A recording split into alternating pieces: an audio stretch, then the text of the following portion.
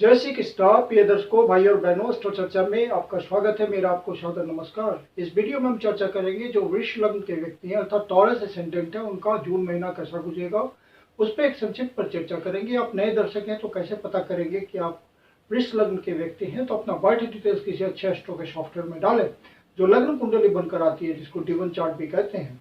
उसके यदि प्रथम भाव में 2 नंबर लिखा हुआ हो तो आप वृष लग्न के व्यक्ति हुए। ये आपकी कुंडली, ये प्रथम भाव है और इसमें 2 नंबर लिखा हुआ है, अर्थात ये वृष लग्न की कुंडली को इंडिकेट करता है। 1 जून को जो गोचरीय परिस्थितियां है वो आपकी कुंडली पे दिखाया हुआ है। जो महत्वपूर्ण गोचरीय परिवर्तन है उसको यहाँ डिस्प्ले किया हुआ है। की शुरुआत में आपके प्रथम भाव में 4 ग्रहों का संयोग बन रहा है। बुधदेव, शुक्रदेव, सूर्यदेव, गुरुदेव, ये सारे आपके प्रथम भाव पे गोचर कर रहे हैं और ये भाव आपकी पर्सनालिटी को इंडिकेट करता है, आपके स्वास्थ्य को इंडिकेट करता है।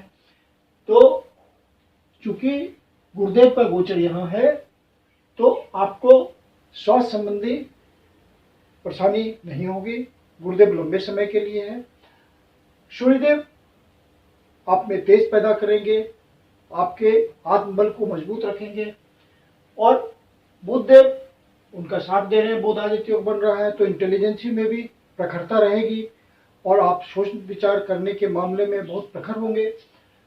शुक्रदेव अपनी राशि में गोचर कर रहे हैं तो आपकी कलात्मक अभिरुचियां बनी रहेगी या पैदा होंगी। तो प्रथम भाव इंपॉर्टेंट हो गया है।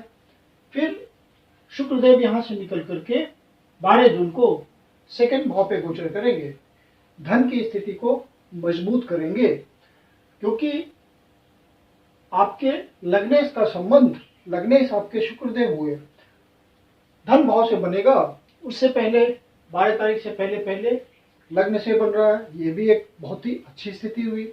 लग्नेश खुद लग्न में बैठे हुए हैं तो इससे अच्छी स्थिति क्या होगी। उसके बाद शुक्रदेव धन भाव से संबंध बनाएंगे तो आपको धन की प्राप्ति कराएंगे। आप यदि अपने किसी परिवार के सदस्य के साथ या माता पिता के साथ अपने व्यापार को आगे बढ़ाते हैं, बिजनेस करते हैं, तो वहां पे आपको कुछ नए अवसर की प्राप्ति होगी। जो भी शुक्र देव से संबंधित किसी प्रकार के काम धंधे से जुड़े हुए हैं उनको नए अवसर की प्राप्ति होगी।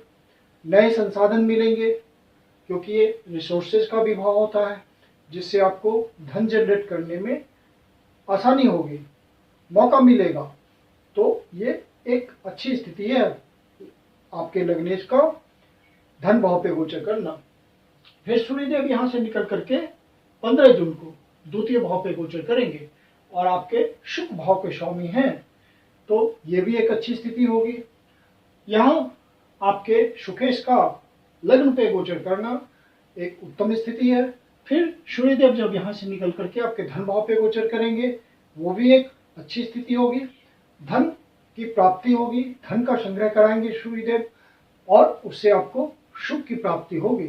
सुख की प्राप्ति के लिए आप अपने कंफर्ट्स के साधनों पे खर्च कर सकते हैं और आवश्यक जो संसाधन जुटाने हैं उसमें सूर्यदेव मदद करेंगे। फिर बुधदेव यहां से निकल करके पीछे पीछे चलेंगे, 14 तारीख को सेकंड भाव पे आएंगे तो फिर से सूर्यदेव और बुधदेव बुध आदित्य योग बनाएंगे सेकंड भाव पे, जो कि एक अच्छी स्थिति होगी।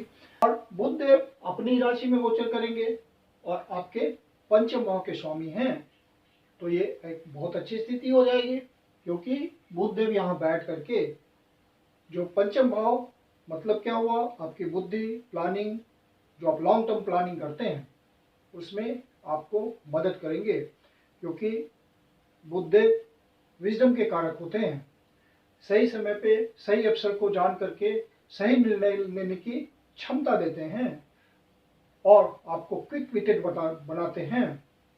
तो आपको बुधदेव इस मामले में पूरा सहयोग करेंगे कि आप जो भी प्लानिंग करें वो प्रॉपर हो जाए।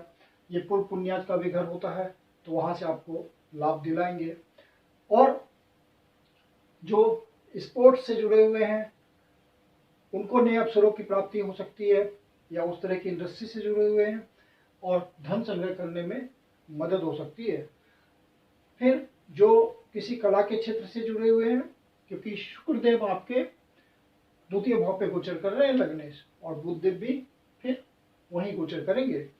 तो जिस भी प्रकार के आप कला से जुड़े हुए, संगीत से जुड़े हुए हैं, नाटक से जुड़े हुए हैं, अभिव्यक्ति के क्षेत्र में जुड़े हुए हैं, तो किसी प्रकार की अभिव्यक्ति की क्षमता से आपका काम जुड़ा हुआ है, तो स्पेकुलेशन के काम में है, शेयर मार्केट के धंधे से जुड़े हुए हैं, वो सही निर्णय ले पाएंगे और उनका प्रॉपर इन्वेस्टमेंट इस समय उनको फायदा दिलाएगा। केतुदेव यहाँ पंचम भाव पे गोचर कर रहे हैं, तो अपने संतान के प्रति किसी तरह की लापरवाही नहीं बरतनी है जब तक केतुदेव यहाँ गोचर कर रहे हैं। उनकी आदतों को आपको ध्यान में लेके चलना है और किसी भी तरह का उसके माइंड का डाइवर्जन हो, इस बात का ध्यान रखें। वहाँ पे आपको निगरानी की जरूरत है जब तक केतुदेव यहाँ हैं।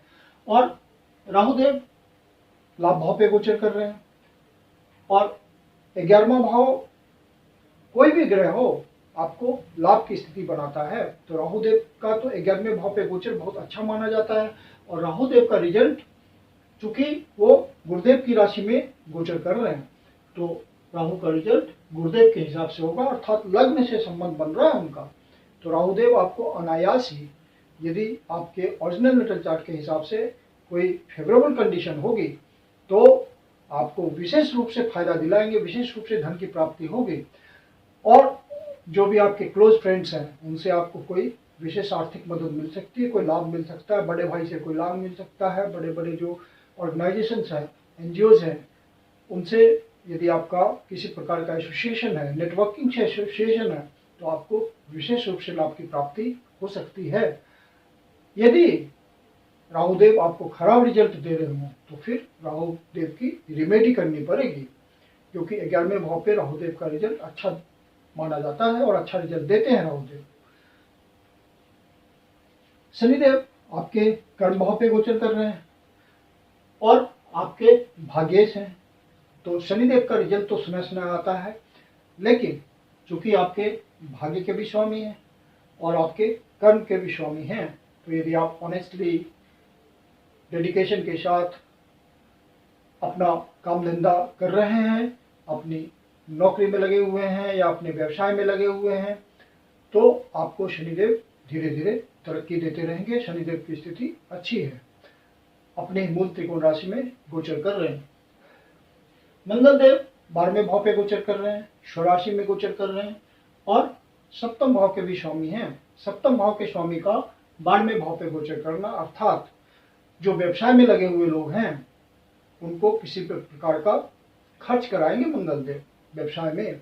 वो इन्वेस्टमेंट के फॉर्म में भी हो सकता है, कोई लोन होगा तो उसको आप चुकता कर सकते हैं, इंस्टॉलमेंट पे कर सकते हैं, इस तरह की बातें होंगी। कोई बाहर से कनेक्शन आपका बन सकता है, एक्सपोर्ट इंपोर्ट के धंधे में हो तो आपको विशेष रूप से कुछ इन्वेस्टमेंट करना पड़ सकता है। हाँ, इसका आपको लॉन्ग टर्म रिटर्न मिलेगा। मंगलदेव इस तरह का इंडिकेशन दे रहे हैं। जो लाइफ पार्टनर है आपका, वहाँ किसी तरह का विचारों में वैमनस्य ना हो, इस बात का ध्यान रखिएगा। साथ में लाइफ पार्टनर के साथ या बिजनेस करते हो तो बिजनेस पार्टनर के साथ बाहर जाने का, कोई मीटिंग रखने का, लाइफ पार्टनर है तो एंजॉयमेंट का अवसर बन सकता है। इस तरह की संभावना बन रही है। चंद्रदेव आपके तीसरे भाव के स्वामी बनते हैं, तो चंद्रदेव चूंकि 2.25 दिन में अपना राशि परिवर्तन कर लेते हैं, तो इनके रिजल्ट को मासिक फल में इंक्लूड नहीं करते हैं। लेकिन आपके ओरिजिनल नेटल चार्ट के हिसाब से चंद्रदेव की स्थिति मजबूत होगी, तो आपको हर भाव का रिजल्ट मिलेगा।